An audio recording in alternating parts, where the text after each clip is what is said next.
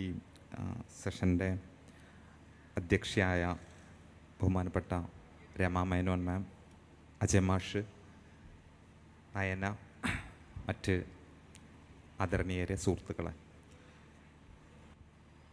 പാവങ്ങൾ എന്ന നോവൽ കേരളത്തിൻ്റെ മാനവിക ബോധത്തെ എങ്ങനെ നിർമ്മിച്ചു, പുനർനിർണയിച്ചു എന്നൊരു പ്രമേയത്തെ മുൻനിർത്തിയാണ് എന്നോട് സംസാരിക്കാൻ ആവശ്യപ്പെട്ടത്.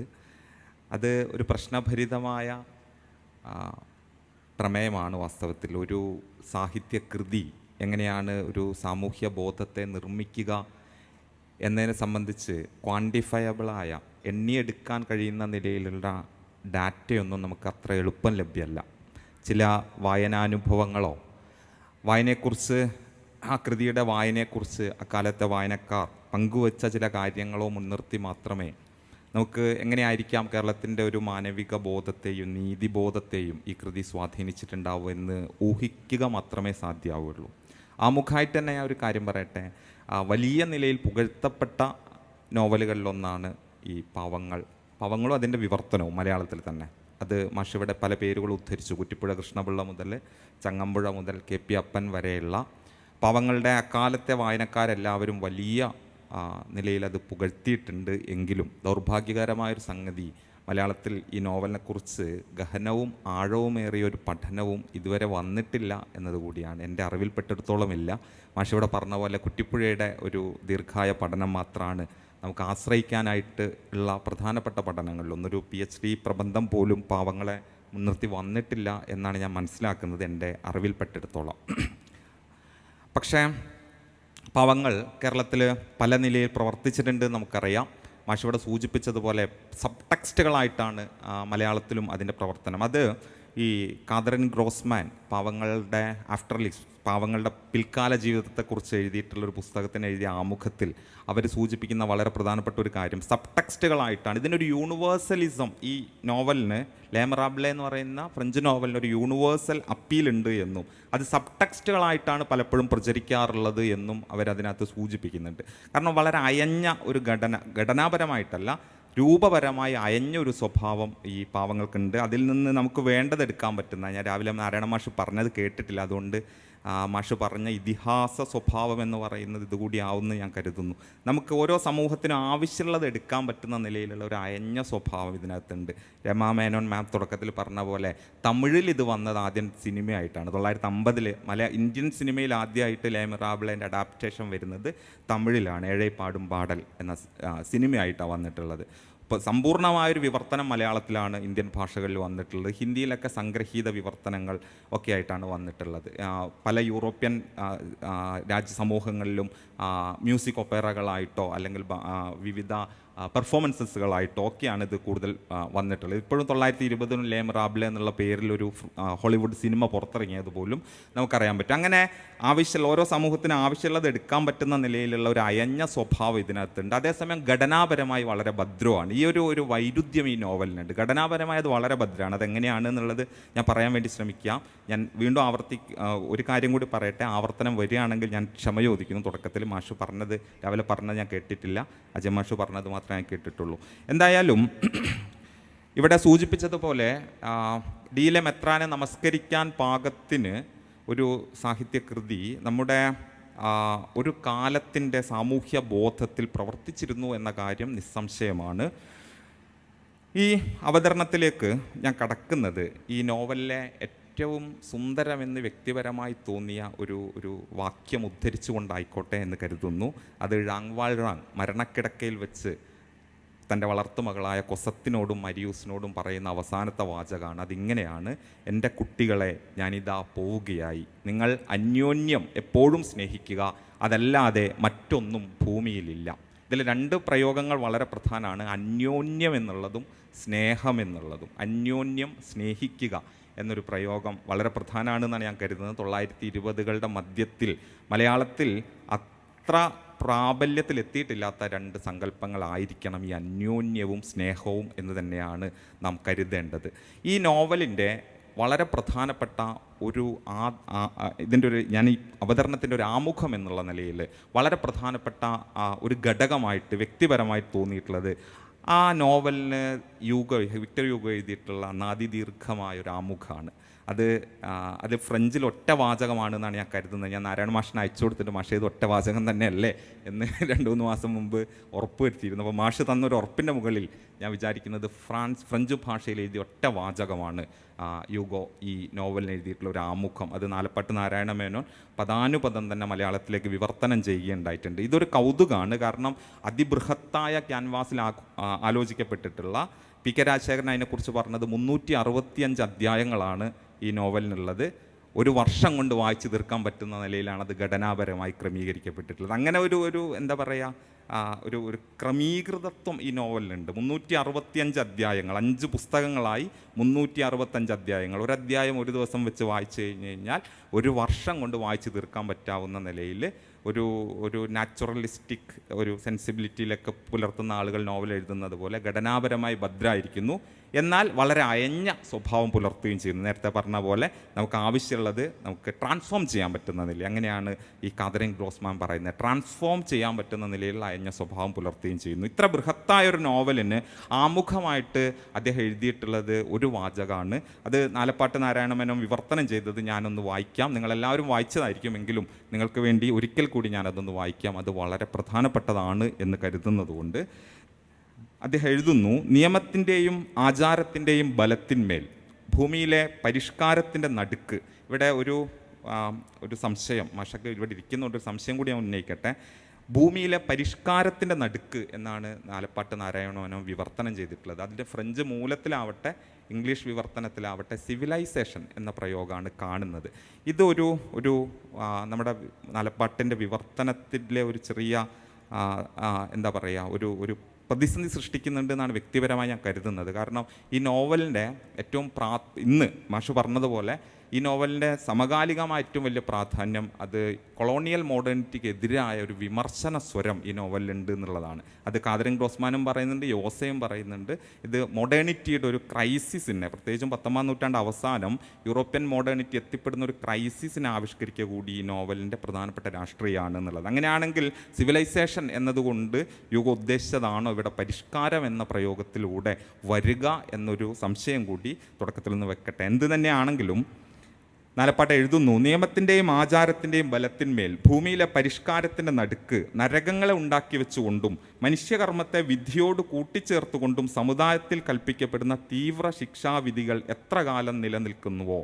പുരുഷാന്തരത്തിലെ 3 വൈഷമ്യങ്ങൾ എന്നാണ് അദ്ദേഹം വിവർത്തനം ചെയ്തത്. 3 big problems of the century എന്നാ. പുരുഷന്മാർക്ക് വമ്പിച്ച ദാരിദ്ര്യത്താലുള്ള അധപ്പതനം, സ്ത്രീക്ക് വിശപ്പ് കാരണം ഉണ്ടാകുന്ന മാനഹാനി, കുട്ടികൾക്ക് അറിവില്ലായ്മയാൽ നേരിടുന്ന വളർച്ചക്കേട്, ഇവ എത്ര കാലം തീരാതെ കിടക്കുന്നുവോ. ലോകത്തിൻ്റെ ഏതു ഭാഗത്തെങ്കിലും സാമുദായികമായ വീർപ്പടങ്ങൾ പിടിപെടാൻ എത്ര കാലം വഴിയുണ്ടോ.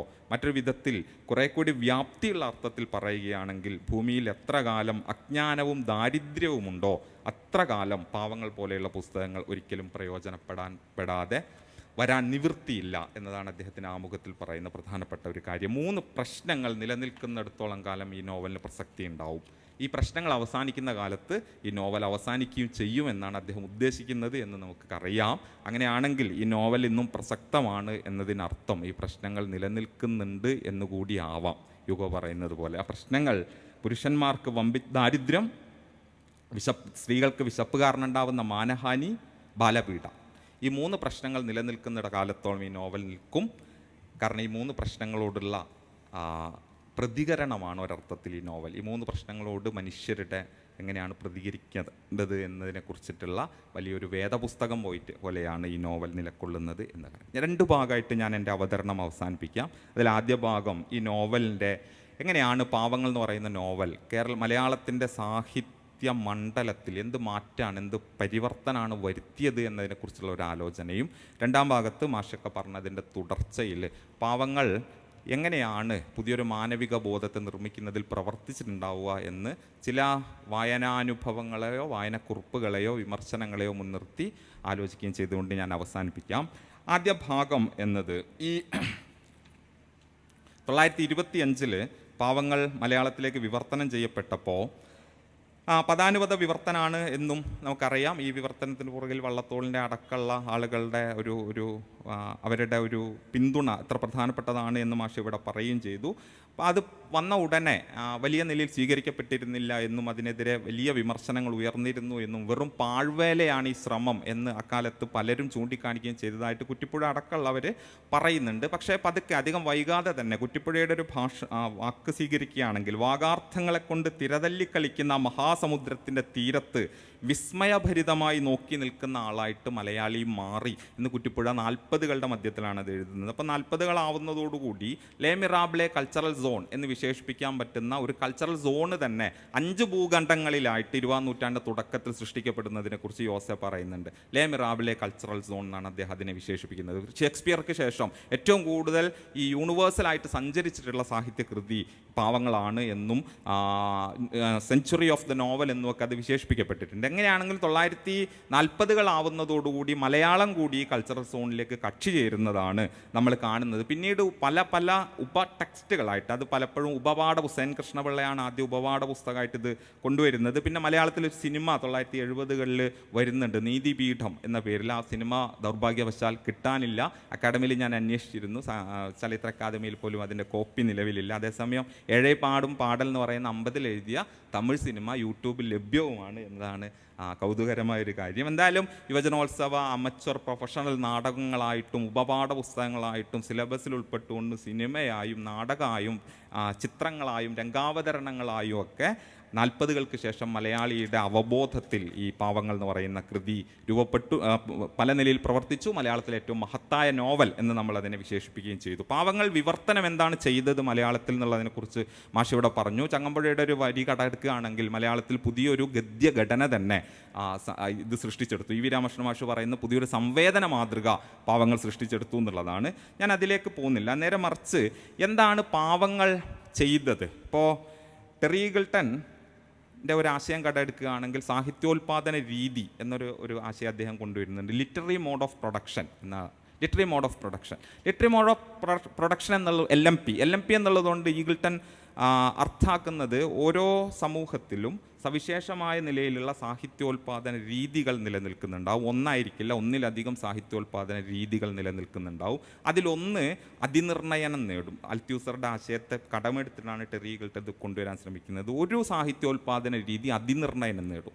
അതിനിർണയനം നേടുന്ന സാഹിത്യോൽപാദന രീതി ആ സമൂഹത്തിൻ്റെ പൊതുപ്രത്യയശാസ്ത്രവുമായിട്ട് ബന്ധപ്പെട്ട് നിൽക്കുന്നത് ഒന്നായിരിക്കും. ഒരുപാട് സാഹിത്യോൽപാദന രീതികളുണ്ടാവും, ബദൽ സാഹിത്യോൽപാദന രീതികളുണ്ടാവും, സമാന്തരമായി സഞ്ചരിക്കുന്ന സാഹിത്യോൽപാദന രീതികളുണ്ടാവും. അവയിൽ നിന്നെല്ലാം ഒന്ന് മുഖ്യധാരാ സാഹിത്യോൽപാദന രീതിയെ ഡോമിനൻ്റ് LMP ആയിട്ട് ഉയർന്നു വരും എന്ന് ഈഗിൾട്ടൺ പറയുന്നുണ്ട്. അപ്പം അതിനെതിരെ നിരന്തരമായിട്ട് അതിനോട് സംഘർഷത്തിൽ ഏർപ്പെട്ടുകൊണ്ട് പുതിയ ഭാവിയുടെ ഇനി വരാൻ പോകുന്ന കാലത്തിൻ്റെ സാഹിത്യോൽപാദന രീതി അതുമായിട്ടുള്ള നിരന്തര സംഘർഷത്തിൽ ഏർപ്പെട്ടുകൊണ്ടിരിക്കും എന്നും ഈഗിൾട്ടൺ ചൂണ്ടിക്കാണിക്കാൻ ശ്രമിക്കുന്നുണ്ട്. 1920കൾ എന്ന് പറയുന്നത് മലയാളത്തെ സംബന്ധിച്ചിടത്തോളം ഭിന്നമായ 2 സാഹിത്യോൽപാദന രീതിയുടെ സംഘർഷം രൂപപ്പെട്ടു വരുന്ന പ്രധാനപ്പെട്ട ആദ്യ സന്ദർഭം നമ്മൾ കാണുന്നത് 1920കളുടെ തുടക്കത്തിലൊക്കെയാണ്. കേസരി ബാലകൃഷ്ണപിള്ള ഈ സമസ്ത കേരള സാഹിത്യ പരിഷത്തിനെതിരെ നടത്തുന്ന കടുത്ത വിമർശനങ്ങൾ ഈ സമയത്താണ് നടക്കുന്നത്. അതിൻ്റെ ആ വിമർശനങ്ങളുടെ ഏറ്റവും പ്രധാനപ്പെട്ട ഒരു മൂല കാരണം എന്തായിരുന്നു എന്ന് വെച്ച് കഴിഞ്ഞാൽ രാഷ്ട്രീയത്തെ സാഹിത്യത്തിൽ പ്രവേശിപ്പിക്കാമോ ഇല്ലയോ എന്നൊരു തർക്കമാണ്.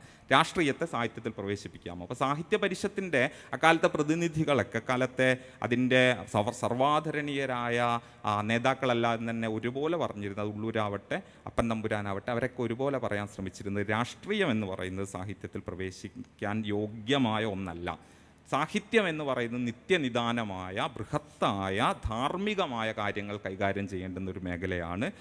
ഈ രാഷ്ട്രീയ പ്രശ്നങ്ങൾക്ക് സാഹിത്യത്തിലേക്ക് പ്രവേശനം ഇല്ല എന്ന് ഇത് കെ.എൻ. പണിക്കർ പിന്നീട് ചൂണ്ടിക്കാണിക്കുന്ന ഒരു കാര്യം എന്താണെന്ന് വെച്ച് കഴിഞ്ഞാൽ സാംസ്കാരിക പ്രശ്നങ്ങളെ യാഥാർത്ഥ്യം അംഗീകരിക്കുകയും രാഷ്ട്രീയത്തെ പടിപ്പുറത്ത് നിർത്തുകയും ചെയ്യുകയായിരുന്നു ഇന്ത്യൻ മധ്യവർഗത്തിൻ്റെ ദേശീയ പ്രസ്ഥാന കാലത്ത് ഇന്ത്യൻ മധ്യവർഗ ബുദ്ധിജീവികളുടെ പൊതു സ്വഭാവം. സംസ്കാരം ഒരു പ്രശ്നമായിട്ട് കാണുക, പക്ഷേ രാഷ്ട്രീയത്തെ ഇതിലേക്ക് എൻ്റർ ചെയ്യാൻ വേണ്ടി സമ്മതിക്കാതിരിക്കുക. കാരണം രാഷ്ട്രീയം വന്നു കഴിഞ്ഞ് കഴിഞ്ഞാൽ ആൻറ്റി കൊളോണിയലായ ഒരു പൊസിഷൻ എടുക്കേണ്ടി വരും എന്നുള്ളതിനാൽ രാഷ്ട്രീയത്തെ പടിപ്പുറത്ത് നിർത്തുമായിരുന്നു എന്നൊക്കെ ഞാൻ പണിക്കർ ചൂണ്ടിക്കാണിക്കുന്നുണ്ട്. നമുക്ക് 1920 കേരളത്തിൻ്റെ സാഹിത്യ ഉൽപ്പാദന രീതിയിൽ ഇത് പ്രകടമായി കാണാൻ പറ്റും.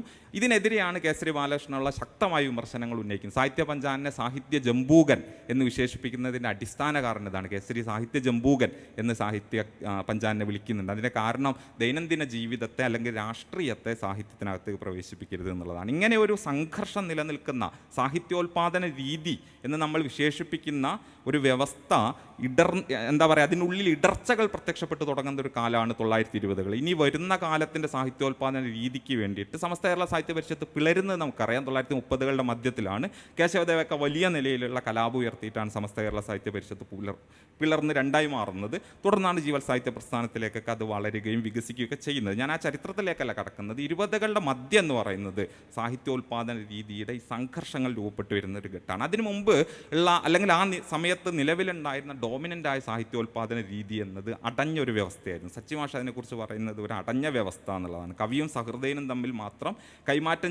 കൈമാറ്റങ്ങൾ നടന്നിരുന്ന, ജനഭൂരിപക്ഷത്തെ മുഴുവൻ പുറത്ത് നിർത്തുന്ന ഒരു സൈക്ലിംഗ് ആയിരുന്നു ഇന്ത്യയിലെ സാഹിത്യോൽപാദന രീതി, മുഖ്യധാര സാഹിത്യോൽപാദന രീതി. അതുതന്നെയായിരുന്നു 20ാം നൂറ്റാണ്ട് തുടക്കത്തിലും കേരളത്തിൽ നിലനിന്ന് പോന്നിരുന്നത് എന്ന് ഇന്ന് തിരിഞ്ഞു നോക്കിയാൽ കാണാൻ പറ്റും. അപ്പോൾ എന്താണ് ഈ നോവൽ ചെയ്ത ഏറ്റവും പ്രധാനപ്പെട്ട ഒരു രാഷ്ട്രീയ ധർമ്മം എന്ന് നോക്കിയാൽ, സാഹിത്യധർമ്മത്തെ തന്നെ അത് ഭാവകരസനീയതയിൽ നിന്ന് അടർത്തി മാറ്റി സാമൂഹിക ചലനവുമായിട്ട് ചേർക്കാൻ വേണ്ടി ശ്രമിച്ചു മലയാളത്തിൽ ആദ്യമായിട്ട്. അത് പല നോവലുകളും മുമ്പേ ചെയ്തിട്ടുണ്ട്. മാഷ് ഇവിടെ സൂചിപ്പിച്ചതുപോലെ പുല്ലേലി കുഞ്ചോ അല്ലെങ്കിൽ സരസ്വതി വിജയോ ഘാതകവധമോ ഒക്കെ സുകുമാരിയോ ഒക്കെ ഇത് ചെയ്തിട്ടുണ്ട്. പക്ഷേ ഈ നോവലുകളെല്ലാം തന്നെ പരിമിതപ്പെട്ടു നിന്നിരുന്നു. അവ ലക്ഷണയുക്തമായതല്ല എന്നുള്ളത് കൊണ്ടോ അവയ്ക്ക് വലിയ വായനാ സമൂഹങ്ങൾ ലഭ്യമല്ലാത്തത് കൊണ്ടോ ഒക്കെ തന്നെ ആ നോവലൊക്കെ അപഭ്രംശങ്ങളായിട്ട് അബറേഷൻസുകളായിട്ട് തള്ളപ്പെടുകയാണ് ചെയ്തത്.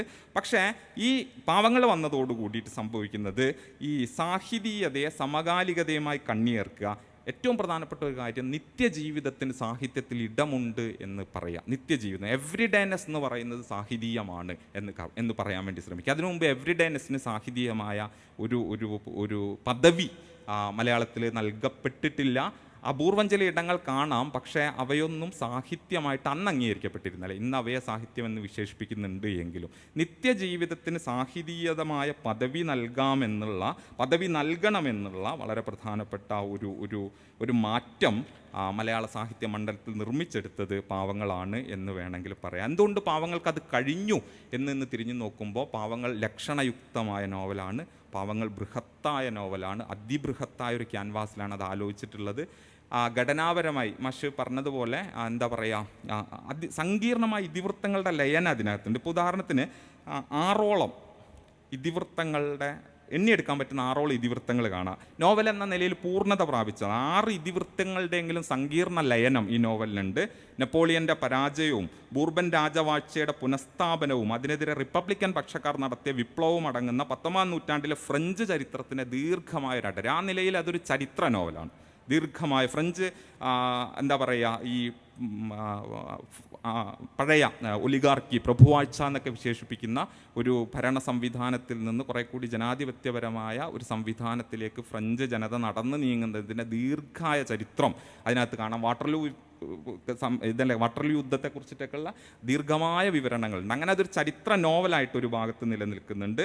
മറ്റൊന്ന്, തൻ്റെ മകളെ സുരക്ഷിതമാക്കാനായി ദുരിതപൂർണമായ ജീവിതം സ്വയം അണിയേണ്ടി വന്ന് മുടി മുതൽ പല്ല് വരെ മുറിച്ച് വിറ്റ് ഒടുക്കം ലൈംഗിക തൊഴിലാളിയായി മാറി രോഗപീഠയിലും മകളെ ഒരു നോക്ക് കാണാൻ കഴിയാതെ കഥാവശേഷയാകുന്ന ഫൻതീൻ എന്ന് പറയുന്ന യുവതിയുടെ വേദന, അത് കുറേ കൂടി ഈ എന്താ പറയുക വൈകാരികമായ ഒരു അനുഭവത്തെ, തീക്ഷ്ണമായ ഒരു വൈകാരിക അനുഭവത്തെ അത് നയന ഇവിടെ സൂചിപ്പിക്കേണ്ടത്. എങ്ങനെയാണ് മുതലാളിത്തം സ്ത്രീ ശരീരത്തെ ഉപയോഗിക്കുന്നതെന്നുള്ളതിനെക്കുറിച്ചിട്ട് ഫെമിനിസ്റ്റുകൾ ആ നോവലിന് ഈ കഥാപാത്രത്തെ മുൻനിർത്തി നടത്തിയിട്ടുള്ള പഠനം. അങ്ങനെ ഫൻതീനിൻ്റെ കഥയിലൂടെ നീങ്ങുന്ന ഒരു എന്താ പറയുക, പിന്നീട് ബഷീറൊക്കെ രൂപീകരിച്ച് കൊണ്ടുവരാൻ ശ്രമിച്ചിട്ടുള്ള മാതിരിയുള്ള ദുരിതങ്ങളുടെ ഒരു കഥ ഒരു ഭാഗത്തൂടെ നീങ്ങുന്നുണ്ട്.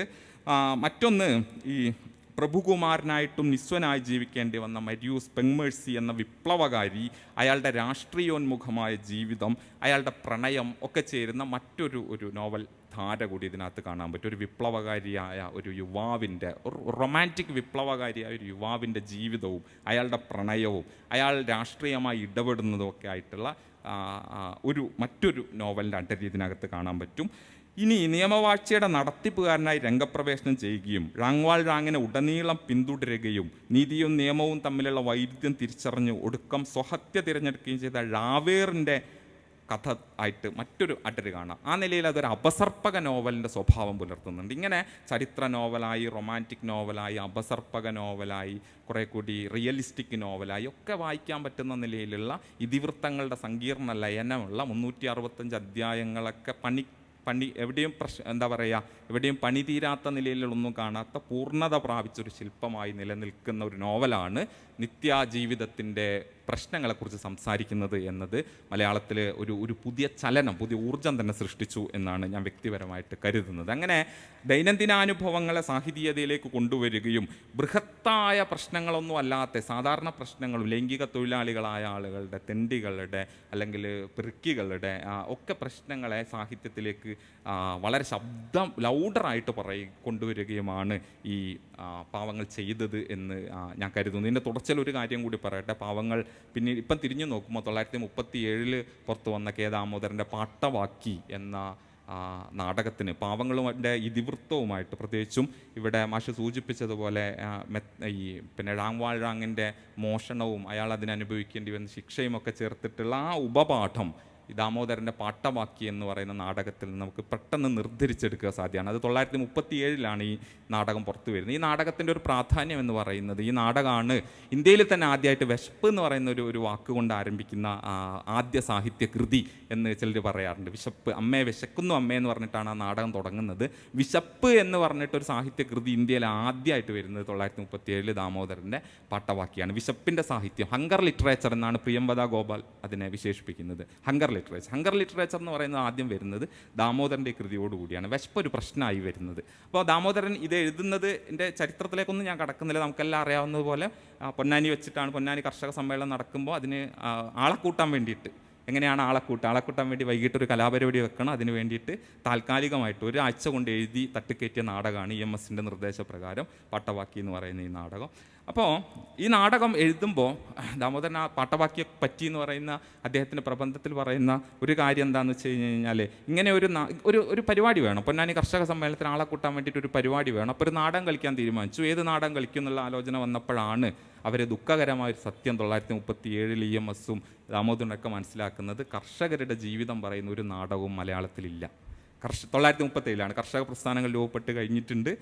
നവോത്ഥാനത്തിൻ്റെ ഒരു അന്തിമഘട്ടത്തിലേക്ക് എത്തി. കേരള സമൂഹ രൂപീകരണം എന്ന് പറയുന്നതൊക്കെ ഒരു അന്തിമഘട്ടത്തിലേക്ക് എത്തി. പക്ഷേ കർഷകരുടെ ജീവിതം പറയുന്ന ഒരു സാഹിത്യ കൃതിയും 1937 വരെ മലയാളത്തിൽ ഉണ്ടായിരുന്നില്ല. അപ്പോഴാണ് ദാമോദരൻ പാട്ടവാക്കി രചിക്കുന്നത്. പാവങ്ങളുടെ അടിസ്ഥാന ഘടനയാണ് അദ്ദേഹം ഉപജീവിക്കുകയും ചെയ്യുന്നത്. അങ്ങനെ ഈ വിശപ്പാവട്ടെ അല്ലെങ്കിൽ ദൈനംദിന ജീവിത പ്രശ്നങ്ങളാവട്ടെ, ഇവയൊക്കെ സാഹിത്യത്തിലേക്ക് രംഗപ്രവേശം ചെയ്യുന്നതിൽ നമ്മുടെ സാഹിത്യോൽപാദന രീതിയെ അതുവരെ നിലനിന്നിരുന്ന സാഹിത്യോൽപാദന രീതിയിൽ നിന്ന് വിച്ഛേദിപ്പിച്ച് മറ്റൊന്നാക്കി നിർമ്മിക്കുന്നതിൽ, ദൈനംദിന ജീവിതാനുഭവങ്ങൾക്ക് സാഹിതീയ പദവി നൽകുകയും അത് ഒരു ഒരു ന്യൂനപക്ഷത്തിൻ്റെ വ്യവഹാര മേഖല മാത്രമായിട്ട് സാഹിത്യം നിലനിൽക്കുകയും ചെയ്യുന്നതിന് ഭിന്നമായിട്ട് സാമാന്യ ജനതയെ വ്യവഹാരമായിട്ട് സാഹിത്യത്തെ മാറ്റുന്നതിൽ പാവങ്ങൾക്ക് വലിയ പങ്കുണ്ട് എന്നാണ് വ്യക്തിപരമായി തോന്നിയ ആദ്യത്തെ കാര്യം. അതായിരിക്കാം പാവങ്ങൾ നിർമ്മിച്ച മാനവിക ബോധത്തിൻ്റെ ഏറ്റവും പ്രധാനപ്പെട്ട ഒരു അടര്. അത് പ്രമേയപരമായിട്ടല്ല, മറിച്ച് നമ്മുടെ സാഹിത്യ വ്യവഹാരത്തെ തന്നെ അത് ജനാധിപത്യവൽക്കരിച്ചു, സാഹിത്യ മണ്ഡലത്തെ തന്നെ അത് പുനർനിർണയിച്ചു, സാഹിത്യോൽപാദന രീതിയെ തന്നെ പൊളിച്ചു പണിത് പുതിയൊന്നുണ്ടാക്കി. അത് പാവങ്ങൾ ഒറ്റയ്ക്ക് ചെയ്തു എന്നല്ല ഞാൻ പറയാൻ ശ്രമിക്കുന്നത്, മറിച്ച് പാവങ്ങൾ വലിയ ഊർജ്ജമായി മാറി ആ ഒരു പ്രക്രിയക്ക്. 1920 മുതൽ അത് മലയാളത്തിൽ ആരംഭിക്കുന്നുണ്ട്. ഏകദേശം മധ്യത്തിലാണ് പാവങ്ങൾ വന്ന് വീഴുന്നത്. പാവങ്ങളുടെ ഒരു വരവ് നമ്മുടെ സാഹിത്യോൽപാദന രീതിയെ പരിവർത്തിപ്പിക്കുന്നതിൽ വലിയ പങ്ക് വഹിച്ചിട്ടുണ്ട് എന്ന് തന്നെയാണ് ഇന്ന് തിരിഞ്ഞു നോക്കുമ്പോൾ കാണാൻ പറ്റുന്നത്. രണ്ടാമത്തെ ഒരു കാര്യം, എന്തുകൊണ്ടാണ് പാവങ്ങൾ ഇത്രമേൽ സ്വീകരിക്കപ്പെട്ടത്, അല്ലെങ്കിൽ പാവങ്ങളിലെ മാനവിക ബോധത്തിൻ്റെ ഭിന്ന അടരുകൾ ഏതൊക്കെയാണ് എന്നതിനെക്കുറിച്ച് സാമാന്യമായിട്ടൊരു കാര്യം മാത്രം പറഞ്ഞ് ഞാൻ അവസാനിപ്പിക്കാം. അത് ആദ്യത്തേത്, ഇവിടെ പലപ്പോഴായി സൂചിപ്പിച്ചതുപോലെ കുട്ടിക്കൃഷ്ണമാരാരുടെ പാവങ്ങളെക്കുറിച്ചിട്ടുള്ള ഒരു നിരീക്ഷണമാണ്. പാവങ്ങളെക്കുറിച്ച് അദ്ദേഹം പറയുന്ന ഏറ്റവും പ്രധാനപ്പെട്ട ഒരു കാര്യം എന്താണെന്ന് വെച്ച് കഴിഞ്ഞാൽ, പാവങ്ങളിലെ നായകനെ തന്നെ നോക്കൂ. ആ വിധമുള്ള ഒരു നീചപാത്രത്തിൽ പോലും സത്യനിഷ്ഠനും ഭൂതാനുകമ്പിയുമായ ഒരു മഹാനെ, ഡിയിലെ മെത്രാൻ്റെ ഒരു ഉത്തമ ശിഷ്യനെ, ക്രിസ്തുവിൻ്റെ പാരമ്പര്യത്തിലുള്ള ഒരു ദുർലഭ വ്യക്തിയെ ആവിഷ്കരിക്കുകയാണല്ലോ വിക്ടർ യൂഗോ ചെയ്തിട്ടുള്ളത്. അതാണ് ആ കാവ്യത്തിനുള്ള ഉത്കർഷത്തിൻ്റെ പരമാവധി എന്നുള്ളതാണ് മാരാരുടെ പ്രധാനപ്പെട്ട വാദം. മാരാര് നമുക്കറിയാവുന്നതുപോലെ വൈകുന്നേരം നിലവിളക്ക് കൊളുത്തി വെച്ചിട്ട് വായിക്കേണ്ട കൃതിയായിട്ടാണ് പാവങ്ങളെ കണ്ടത് എന്ന് നമുക്കറിയാം. എന്തുകൊണ്ടാണ് പാവങ്ങൾ ഇത്ര പ്രധാനപ്പെട്ടതാവുന്നത് എന്നതിനെക്കുറിച്ച് മാരാരുടെ നിരീക്ഷണം ഇതാണ്. ഒരു നീചപാത്രത്തിൽ പോലും സത്യനിഷ്ഠനും ഭൂതാനുകമ്പിയുമായ ഒരു മഹാനെ ആവിഷ്കരിക്കുകയാണ് ഈ നോവൽ ചെയ്തിട്ടുള്ളത് എന്നുള്ളതാണ് അദ്ദേഹത്തിൻ്റെ ഒരു നിരീക്ഷണം. അപ്പോൾ മാരാരെ സംബന്ധിച്ചിടത്തോളം കല എന്ന് പറയുന്നത് സനാതനമായ ധർമ്മത്തിൻ്റെയോ സത്യത്തിൻ്റെയോ ഒക്കെ ഒരു ആവിഷ്കാരമാണ് സാഹിത്യം എന്നുള്ളതിനാൽ മാരാർ അതിൽ നിന്ന് വായിച്ചെടുക്കാൻ ശ്രമിച്ചിട്ടുള്ളത് ഈ ഒരു അംശമാണ് എന്ന് ആണ് ഇന്ന് തിരിഞ്ഞു നോക്കുമ്പോൾ കാണാൻ പറ്റുന്നത്. അതായത് ഡി മെത്രാനുമായി ബന്ധപ്പെട്ട് നിൽക്കുന്ന എന്താ പറയുക, ക്രൈസ്തവീയമായ ഒരു സാഹോദര്യത്തിൻ്റെ, ക്രിസ്തുവിൻ്റെ ഒരു സാഹോദര്യ മൂല്യത്തെ, അല്ലെങ്കിൽ മാഷ് നേരത്തെ ഇവിടെ പറഞ്ഞ പോലെ പുതുതായിട്ട് രൂപീകരിക്കപ്പെടുന്ന ഒരു മതപരമായ മാനവികത മഹാഭൂരിപക്ഷം വരുന്ന മലയാളി മതവിശ്വാസികൾക്കും ഉൾക്കൊള്ളാൻ കഴിയുന്ന നിലയിൽ, അവർക്ക് കമ്മ്യൂണിക്കേറ്റ് ചെയ്യാൻ കഴിയുന്ന നിലയിൽ മതത്തിനകമേയുള്ള ഒരു മാനവിക ബോധം എന്നത് ഈ പാവങ്ങളുടെ പ്രധാനപ്പെട്ട ഒരു മാനവിക അടരാണ്, മാനവികതയുടെ ഒരു അടരാണ്. മതം എന്ന് പറയുന്നത് മാനവികമാണ് എന്ന് പറയുക കൂടിയാണ് ഡി മെത്രാനിലൂടെ ഈ നോവൽ ചെയ്യുന്നത്. ഡി മെത്രാൻ വളരെ ചെറിയൊരു കഥാപാത്രമാണ് വാസ്തവത്തിൽ ഈ നോവലിൽ. ആദ്യ ഭാഗത്ത് മാത്രം പ്രത്യക്ഷപ്പെടുന്ന ഒരാൾ മാത്രമാണ്. പക്ഷേ യോസേക്ക പറയുന്നത് അവസാനം വരെ ഡി മെത്രാൻ തുടരുന്നുണ്ട് എന്നാണ്. ഒരു കാറ്റലിസ്റ്റ് എന്നുള്ള പ്രയോഗമാണ് അദ്ദേഹം സ്വീകരിക്കുന്നത്. ഈ കാറ്റലിസ്റ്റ് എന്നുള്ള പ്രയോഗം പലരും പറഞ്ഞിട്ടുണ്ട്, പാവങ്ങളെക്കുറിച്ചിട്ട് പറഞ്ഞിട്ടുണ്ട്. ഇത് ഉൾപ്രേരകമാണ്, ആളുകളെ മാറ്റുന്നതാണ്. പെട്ടെന്ന് ഓർമ്മ വരുന്ന ഒരു കാര്യം എന്താണെന്ന് വെച്ച് കഴിഞ്ഞാൽ ഏകദേശം സമാനമായ വാചകം ചെറുകാടും പറയുന്നുണ്ട്. ചെറുകാടിൻ്റെ ആത്മകഥയിൽ ഒരു അധ്യായത്തിൻ്റെ പേര് തന്നെ പാവങ്ങളാണ്. പാവങ്ങൾ താൻ വായിക്കുന്നതിനെ കുറിച്ചിട്ടാണ് അധ്യായം എഴുതിയിട്ടുള്ളത്. ഈ പാവങ്ങൾ എങ്ങനെയാണ് തന്നെ മാറ്റിയത് എന്നുള്ളത് അവിടെ അദ്ദേഹം ഉൾപ്രേരകം നേരിട്ട് ഉപയോഗിക്കുന്നില്ല. പക്ഷേ എൻ്റെ മനസ്സിലൊരു പുതിയ വെളിച്ചം വന്നു എന്ന് ഈ നോവലിൻ്റെ വായനാനുഭവത്തെക്കുറിച്ചിട്ട് ചെറുകാട് പറയുന്നത് കൂടി നമുക്കിവിടെ ഓർക്കാം. അപ്പം ഇങ്ങനെ മനുഷ്യരെ പരിവർത്തിപ്പിക്കുന്ന, മതത്തിനകത്ത് നിന്ന് തന്നെ മനുഷ്യരെ പരിവർത്തിപ്പിക്കുന്ന, അതുവരെ ഉണ്ടായിരുന്ന ശ്രേണീബദ്ധമായ മതത്തിൽ നിന്ന് ഭിന്നമായിട്ട് ഡി മെത്രാനൊക്കെ പ്രതിനിധീകരിക്കുന്ന പുതിയൊരു മതബോധവും അതിൻ്റെ മാനവികതയും നമുക്ക് ഈ നോവലിൻ്റെ പ്രധാനപ്പെട്ട ഒരു അടരായിട്ട് കാണുക സാധ്യമാണ്. അങ്ങനെയാണെങ്കിൽ മഹാഭൂരിപക്ഷം വരുന്ന മതവിശ്വാസികൾക്ക് കമ്മ്യൂണിക്കേറ്റ് ചെയ്യാൻ പറ്റുന്ന ഏതോ ഒരു എലമെൻറ്റ് ഈ പാവങ്ങൾ എന്ന് പറയുന്ന നോവലുണ്ട്. അതാണ് മാരാർ ഉന്നയിക്കാൻ ശ്രമിക്കുന്നത്, അല്ലെങ്കിൽ മാരാർ ഉയർത്തിപ്പിടിക്കാൻ ശ്രമിക്കുകയും ചെയ്ത പ്രധാനപ്പെട്ട ഒരു ഘടകം. മറുഭാഗത്താവട്ടെ ഞാനിവിടെ ദാമോദരനെ തന്നെ ഉദ്ധരിക്കാം. ദാമോദരൻ പറയുന്ന ഒരു കാര്യം എന്താണെന്ന് വെച്ച് കഴിഞ്ഞാൽ, ദാമോദരൻ അദ്ദേഹം പാവങ്ങളെക്കുറിച്ച് സൂചിപ്പിക്കും. എന്താണ് പാവങ്ങളുടെ പ്രാധാന്യം? പാവങ്ങളെക്കുറിച്ച് സൂചിപ്പിക്കുമ്പോൾ അദ്ദേഹം പറയുന്ന കാര്യം മാരാർ പറയുന്നത് പോലെയല്ല, മാരാരെ തന്നെ ഖണ്ഡിച്ചുകൊണ്ടാണ് അദ്ദേഹം പാവങ്ങളുടെ പ്രാധാന്യം പറയുന്നത്. വാസ്തവത്തിൽ കേവല നന്മകളെ പറ്റിയുള്ള ഉട്ടോപ്യൻ സോഷ്യലിസ്റ്റ് ആശയങ്ങൾ യൂഗോവിൻ്റെ തന്നെ കൃതികളിൽ കാണപ്പെടുന്നതിനേക്കാൾ വളരെ വളരെ കുറവാണ് പാവങ്ങളിൽ. ബാരിക്കേഡുകളുടെ മറക്കാനാവാത്ത രംഗങ്ങൾ, സാന്ത്വനിത്തെരുവിലെ മഹത്തായ സംഭവങ്ങൾ, സാധാരണക്കാരായ ജനങ്ങളുടെ സ്നേഹബന്ധങ്ങളും വികാര വിചാരങ്ങളും, വിപ്ലവാന്തരീക്ഷത്തിൽ ജീവിക്കുന്ന ഒരു ജനത, തെരുവുതെണ്ടി ചെക്കൻ, ഗാവ്രോഷ് കുട്ടിയുടെ ഹൃദയഹാരിയായ ധീരത, തകർന്നുകൊണ്ടിരിക്കുന്ന നാടുവാഴി ബന്ധങ്ങൾക്കെതിരായി തലപൊക്കുന്ന പുതിയ ജനാധിപത്യ ചിന്താഗതികളും പുതിയ മാനുഷിക ബന്ധങ്ങളും, ഗ്രന്ഥകർത്താവിന് ജനങ്ങളോടുള്ള അഗാധമായ സ്നേഹവും പുരോഗതിയിലുള്ള അചഞ്ചലമായ വിശ്വാസവും, ചുരുക്കത്തിൽ 1789 കടന്നുപോയ ഒരു മഹത്തായ രാജ്യത്തിലെ സങ്കീർണങ്ങളും പരസ്പരം കെട്ടിപ്പിണഞ്ഞവയുമായ സാമൂഹ്യ ബന്ധങ്ങൾ. ഇതാണ് ദാമോദരൻ ഇതിനകത്ത് നിന്ന് കാണാൻ ശ്രമിക്കുന്നത്. അതിൽ സാമൂഹ്യ ബന്ധങ്ങൾ എന്ന് പറയുന്നത്, അതോടൊപ്പം ഈ ഗാവ്രോഷ് കുട്ടിയാവട്ടെ, ഇവരൊക്കെ അടങ്ങുന്ന എന്താ പറയുക, ഒരു പുതുതായി ഉയർത്തെഴുന്നേറ്റ് വരുന്ന വിപ്ലവകാരികളായ ആളുകളുടെ മാനവിക ബോധത്തെയാണ് ദാമോദരൻ കാണുന്നത്, EMS കാണുന്നത്. ഇത് മാരാർ കാണുന്നതിന് നേർ വിപരീത ദിശയിലാണ്. സാമൂഹ്യ ബന്ധങ്ങളും രാഷ്ട്രീയത്താൽ ആകൃഷ്ടരാവുന്ന യുവജനതയും അവരിലൂടെ പ്രക്ഷേപിപ്പിക്കപ്പെടുന്ന പുതിയൊരു മാനവിക ബോധവുമാണ് ഇതിൽ നിന്ന് ദാമോദരനോ EMS ചെറുകാടോ ഒക്കെ വായിച്ചെടുക്കാൻ ശ്രമിക്കുന്നത്. ഇത് വേറെ ഒരു തരം മാനവിക, അല്ലെങ്കിൽ 1930കളിൽ കേരളത്തിൽ വളരെ ശക്തമായി രംഗപ്രവേശനം ചെയ്ത കർഷക പ്രസ്ഥാനങ്ങളോ ഇടതുപക്ഷ പ്രസ്ഥാനങ്ങളോ ദേശീയ പ്രസ്ഥാനം പോലുമോ മുന്നോട്ട് വെക്കാൻ ശ്രമിച്ച മാനവിക ബോധത്തിൻ്റെ ഈ നിലയിലുള്ള ഒരു അടരും നമുക്ക് പാവങ്ങളിൽ നിന്ന് കാണാൻ പറ്റും. ആ നിലയിൽ ഒരു ഭാഗത്ത് മതവിശ്വാസികളായ ആളുകളുമായിട്ട് സംവേദനത്തിൽ ഏർപ്പെടാൻ കഴിയുന്ന ഒരു മാനവിക ബോധം, മതവിശ്വാസത്തിനകമേയുള്ള ഒരു പുനർനവീകരണം ഈ പാവങ്ങളിലുണ്ട്. മറുഭാഗത്ത് വിപ്ലവകാരികളും രാഷ്ട്രീയ പ്രവർത്തകരും ഭൗതികവാദികളുമായ പാവങ്ങളുമായ ആളുകളെ ആകർഷിക്കുന്ന നിലയിലുള്ള ഒരു മാനവിക ബോധവും ഈ പാവങ്ങൾ എന്ന് പറയുന്ന കൃതിയിൽ നമുക്ക് കാണാൻ പറ്റും. ഈ രണ്ട് മാനവിക സങ്കല്പങ്ങളും ഒരുപോലെ ലയനം ചെയ്ത് കിടക്കുന്ന ഒരു ബൃഹത്തായ മാനവിക ബോധമായിട്ടാണ് പാവങ്ങൾ നമുക്കിടയിലേക്ക് വന്നു വീണത്. അതുകൊണ്ട് മതവിശ്വാസികൾക്ക് തള്ളിക്കളയേണ്ടുന്ന ഒന്നോ മതവിശ്വാസികളല്ലാത്തവർക്ക് തള്ളിക്കളയേണ്ടതായ ഒന്നോ ആയിട്ട് പാവങ്ങൾ നിന്നില്ല. മുഴുവൻ മലയാളികളെയും ഏതോ നിലയിൽ അഭിസംബോധന ചെയ്യാൻ കഴിയുന്ന ഒരു മാനവിക ദർശനം തന്നെ പാവങ്ങൾ മലയാളത്തിൽ അവതരിപ്പിച്ചു എന്നാണ് തിരിഞ്ഞു നോക്കുമ്പോൾ തോന്നുന്നത്.